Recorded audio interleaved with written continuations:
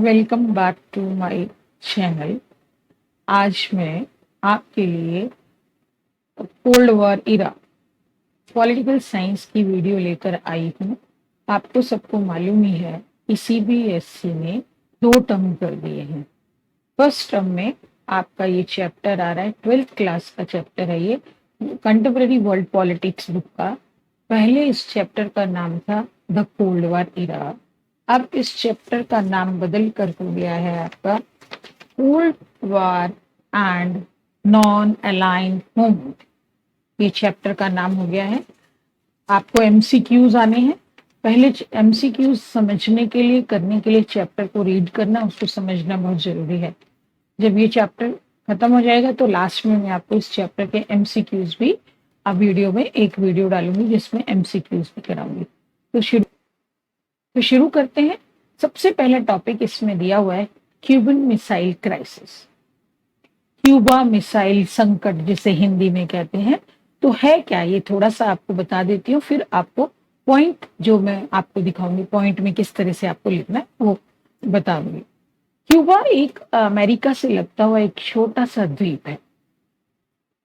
1961 में सोवियत संघ यूएसएसआर, आपको फुल फॉर्म आ सकती है, एमसीक्यू में पूछा जा सकता है यूएसएसआर की फुल फॉर्म क्या है।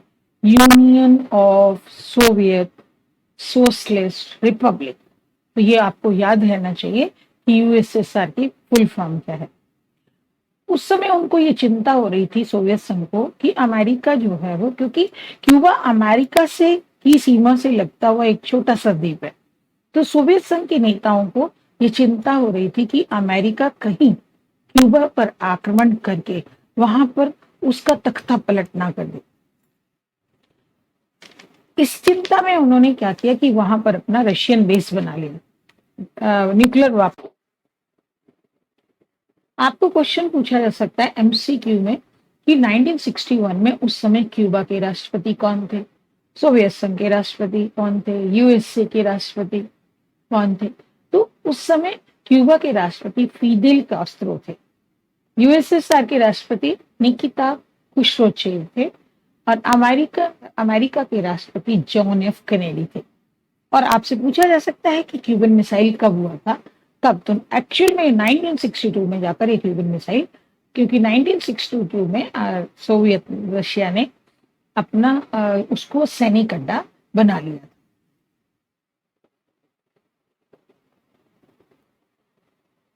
अब आपको बताती हूँ, यहाँ क्वेश्चन आता है describe briefly the Cuban missile crisis. ये क्वेश्चन आता है ज्यादातर, तो आपको पॉइंट में लिखना है कि क्यूबा क्या था। क्यूबा एक छोटा सा द्वीप था और उसको सोवियत संघ से फाइनेंशियल और डिप्लोमेटिक एड मिलती थी। 1962 में यूएसएसआर ने न्यूक्लियर मिसाइल जो है वो क्यूबा में इंस्टॉल कर दी, रशियन बेस बना दिया। ये इंस्टॉलेशन, जो वेपन की इंस्टॉलेशन वहां पर हुई थी, उससे यूएसए फर्स्ट टाइम जो है वो टेंशन में आ गया, क्योंकि आपको मैंने बताया कि क्यूबा जो है अमेरिका से लगता हुआ एक छोटा सा द्वीप है। यूएस, अब ये समस्या थी कि कहीं युद्ध ना हो जाए। यूएस प्रेसिडेंट उस समय जॉन एफ कैनेडी थे। उन्होंने अपने सैनिकों को और जितने भी उनके जहाज थे उनको ये वारशिप, जो वारशिप्स थी अमेरिकन वारशिप, उनको ये ऑर्डर दिया कि जितनी भी यूएसएसआर की शिप्स इधर क्यूबा की तरफ आती हैं उनको रोक दिया जाए, क्योंकि यूएस को यह डर था कि इस तरह से अगर यूएसएसआर अपने वेपन्स क्यूबा में इंस्टॉल करता रहा तो वो बहुत बड़ी ताकत बन जाएगा। ये जो क्लैश था, इस क्लैश को, क्योंकि वहां डर था कि लड़ाई ना छिड़ जाए, वार ना हो जाए, इस क्लैश को, इस स्थिति को क्यूबन मिसाइल क्राइसिस या क्यूबल मिसाइल संकट कहा गया। और इस क्यूबन मिसाइल क्राइसिस ने या क्यूबन क्राइसिस ने वर्ल्ड को 2 सुपर पावर में डिवाइड कर दिया। एक सुपर पावर ब्लॉक आपका यूएसएसआर और दूसरा सुपर पावर ब्लॉक आपका यूएसए है। अब आ रहा है कोल्ड वॉर। सबसे पहले cold war. Cuban missile crisis जो है वो जो था वो कोल्ड वॉर का हाईएस्ट पॉइंट था। मींस वहां से कोल्ड वॉर स्टार्ट हुई। कोल्ड वॉर का मतलब क्या था? एक्चुअल वॉर नहीं था कोल्ड वॉर का मतलब, जैसे मैंने आपको यहाँ लिखा है मीनिंग की कोल्ड वॉर कंपटीशन है, टेंशन है, सीरीज ऑफ कन्फ्रंटेशन है। किस किस के बीच में? दो पावर ब्लॉक के बीच में, यूएस एंड यूएसएसआर। यूएस से भी लिख सकते हैं, यूएस भी लिख सकते हैं, यूएसएसआर के बीच में। एक्चुअल वार नहीं थी ये, आर्म और वेपन की वार नहीं थी, ये सिर्फ विचारों की वार थी। दोनों में जो तनाव था, संघर्ष था, प्रतिद्वंदता थी, ये सब चीजें जो थी वो उसमें विचारों की वार थी। एक्चुअल वार बिल्कुल नहीं थी। इसलिए कोल्ड वॉर में शीत युद्ध जो एक विचारों का डिफरेंसेस था उसका युद्ध था, क्योंकि दोनों की आइडियोलॉजी जो थी वो डिफरेंट थी। कौन दोनों? दोनों सुपर पावर ब्लॉक जो थे, दोनों की आइडियोलॉजी जो थी वो डिफरेंट थी। अब ये कोल्ड वॉर में ही आपसे पूछा जा सकता है कि फर्स्ट वर्ल्ड वॉर कब हुआ, उसका टाइम पीरियड आपसे एमसीक्यू में पूछा जा सकता है। तो 1914 से लेकर 1918 तक फर्स्ट वर्ल्ड वॉर हुई। 1939 से लेकर 1945 तक सेकेंड वर्ल्ड वॉर हुई। और सेकेंड वर्ल्ड वॉर का एंड कब हुआ? एक्सिस पावर में कौन कौन सी कंट्रीज थी, अलाइड फोर्सेस में कौन कौन सी कंट्रीज थी। तो इस तरह के आपसे एमसीक्यू पूछे जा सकते हैं कंट्रीज का नाम देकर। अलाइड फोर्सेस क्या थी? लेड बाय द यूएस, जिसकी अगुवाई यूएस कर रहा था। और उसके मेंबर, उसमें कंट्रीज जो थी Soviet Union, Britain and France थे। एक्सिस पावर जो है वो Germany, lead by Germany, Italy and Japan. ये दो आपसे पूछा जा सकता है कि एक्सिस पावर की कंट्रीज कौन सी थी, अलाइड फोर्सेस की कंट्री कौन सी थी। ये आपको एमसीक्यू में क्वेश्चन कंट्रीज के नाम देकर पूछा जा सकता है। तो आपको बहुत ध्यान से इन कंट्रीज के नाम याद रखने हैं। Allied forces led by the US, Soviet Union, Britain and France.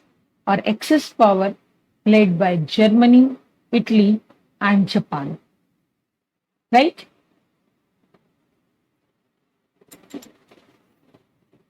जैसे मैंने अभी आपको बताया कि फर्स्ट वर्ल्ड वॉर का टाइम पीरियड था 1914 से लेकर 1918 और सेकेंड वर्ल्ड वॉर जो एंड हुई थी 1939 में स्टार्ट हुई थी, 1945 में इसका एंड हुआ था। और जब इसका एंड हुआ तब से कोल्ड वॉर इरा स्टार्ट हो गया। The end of second world war also known the beginning of the cold war. यहां से कोल्ड वॉर स्टार्ट हो गई। तो सेकेंड वर्ल्ड वॉर जो है वो एंड कब हुआ?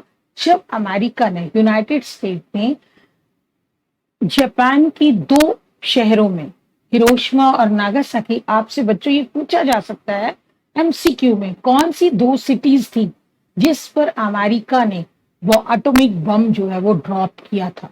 तो जापानीज सिटीज थी हिरोशिमा एंड नागासाकी इन अगस्त 1945। बहुत ध्यान से अगर आप सब चीज सुनेंगे और पढ़ेंगे तो एक भी एमसीक्यू बच्चों आपका गलत नहीं हो सकता। पर ध्यान से देखना है कंट्रीज का नाम, ईयर क्या था। तो 1945 जो था वो सेकेंड वर्ल्ड वॉर एंड हो गई थी जब अमेरिका ने जापानीज सिटी पर, हिरोशिमा और नागासाकी पर बम फेंका था। यहां से ही कोल्ड वॉर स्टार्ट हुई थी। जो अमेरिका ने बम फेंका था उसको बहुत सारे क्रिटिक्स ने क्रिटिसाइज किया कि कुछ लोगों का कहना था कि वो जापान तो पहले ही सरेंडर कर रहा था, तो अमेरिका को अननेसेसरी बम ड्रॉप नहीं करना चाहिए था। अमेरिका क्या चाहता था कि यूएसएसआर का इन्फ्लुएंस जो है वो दूसरी कंट्रीज पर ना आए और अमेरिका एक सुप्रीम पावर बना रहे। इसलिए उसने जापान को डराने के लिए जापान को पर बम फेंका और जापान ने सरेंडर, और जानता था अमेरिका कि जापान जो है वो सरेंडर कर देगा, फिर भी उसने अननेसेसरी बम ड्रॉप कर दिया। वो अपनी ताकत को दिखाना चाहता था। और जो यूएस सपोर्टर थे उनका कहना था कि अगर हमें वार को जल्दी से खत्म करना था तो बम ड्रॉप करना बहुत ही जरूरी था। तो ये पूरा था end of second world war. Means कब एंड हुआ इसका? जब अमेरिका ने 1945 में जापानीज सिटी हिरोशिमा और नागासाकी पर बम, एटॉमिक बम जो है वो ड्रॉप किया था, जिसको लोगों ने क्रिटिसाइज भी किया और यूएस सपोर्टर ने कहा कि अगर वॉर को खत्म करना है तो ऐसा करना बहुत ही जरूरी था। आज का टॉपिक यहीं खत्म होता है। इस वीडियो को ज्यादा से ज्यादा शेयर करिए, लाइक करिए और चैनल को सब्सक्राइब करिए।